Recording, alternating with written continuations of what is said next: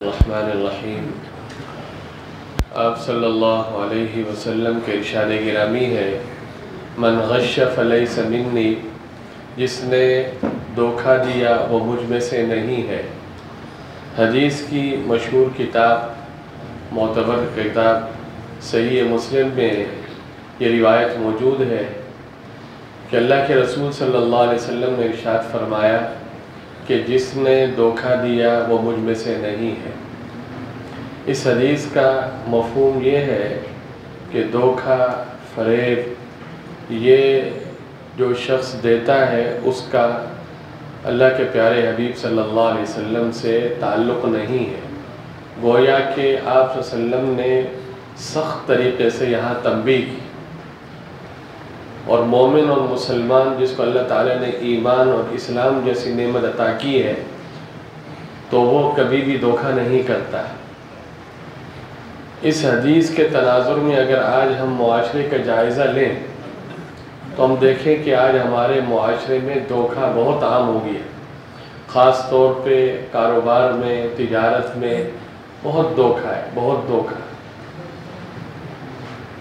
ہر چیز میں ملاوٹ عام ہو گئی ہے۔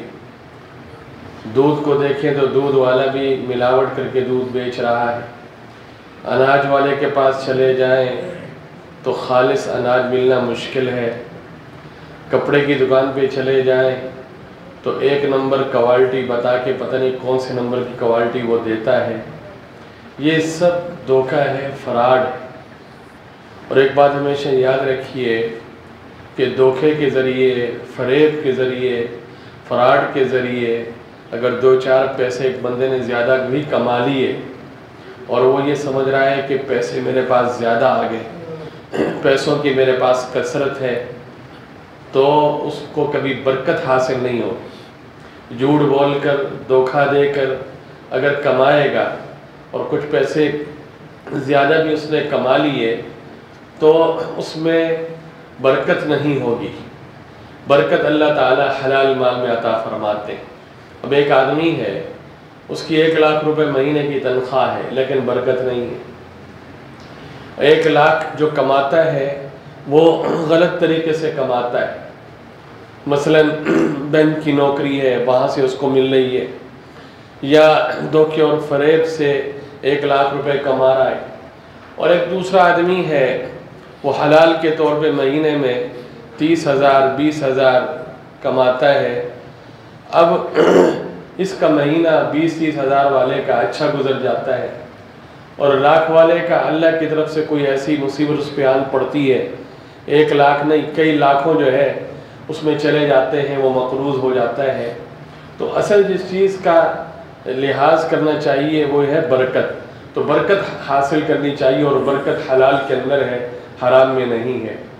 امام ابو حنیفہ رحمہ اللہ کے بارے میں مشہور ہے ان کا قصہ، وہ تاجر تھے اور کپڑے کی تجارت کیا کرتے تھے۔ ایک دفعہ آسمان پہ بادل آ گئے تو آپ نے دکان بند کرا دی۔ تو پوچھا گیا کہ یہ دکان کیوں بند کرائی آپ نے؟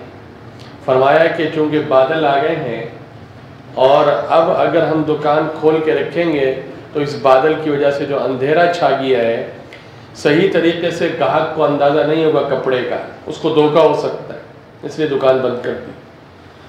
آج ہماری کیفیت کیا ہے کہ خاص طور پہ کپڑے کی دکانوں پہ چلے جائیں دوسروں پہ، تو وہ ایسی لائٹنگ کریں گے نا کہ آنکھیں جو ہیں وہ چندیا جائیں گی، اور اتنا آدمی حیران ہو جائے گا۔ جی رات کو 12 بجے بھی جائے اگر دکان کھلی ہو، بالفرض اگر کھلی ہو، عید کی رات میں جاتے ہیں دوسری، یا آپ مغرب کے بعد چلے جائیں عشاء کے بعد رات کو، تو دکان پہ ایسی روشنی ہوگی کہ گویا کہ دن کا سما ہوگا، محسوس ہی نہیں ہوگا کہ دن ہے یا رات ہے، بلکہ اس سے بھی زیادہ لائٹنگ ہوگی۔ اور اگلا بندہ جب کپڑا دیکھے گا اس کو بڑا اچھا لگے گا، اور گھر پہ لے کے آئے گا، 1-2 دفعہ واشنگ مشین میں جائے گا، بس کام ختم۔ تو اس طرح اگر ہم دھوکہ دیں گے تو یاد رکھیے، جو آدمی دوسروں کے ساتھ دھوکہ کرتا ہے، دوسروں کے لیے گڑھا کھودتا ہے، خود بھی اس میں گرتا ہے۔ جیسا کرو گے ویسا بھرو گے۔ ایک حدیث کا مفہوم بیان کر کے ختم کرتا ہوں۔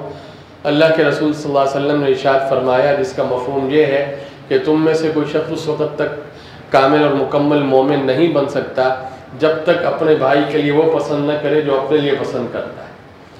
مطلب یہ ہے کہ معیار یہ ہونا چاہیے کہ جو اپنے لیے پسند کرے وہی اپنے بھائی کے لیے پسند کرے، لیکن اگر دوسرے کے لیے تو الگ معیار ہو، اپنے لیے الگ ہو، تو یاد رکھیے وہ کبھی بھی برکت حاصل نہیں کر سکتا۔ دعا فرمائے اللہ رب العالمین میں ہر طرح کے دھوکے سے، فریب سے اور فراڈ سے اللہ تعالی ہم سب کو محفوظ فرمائے۔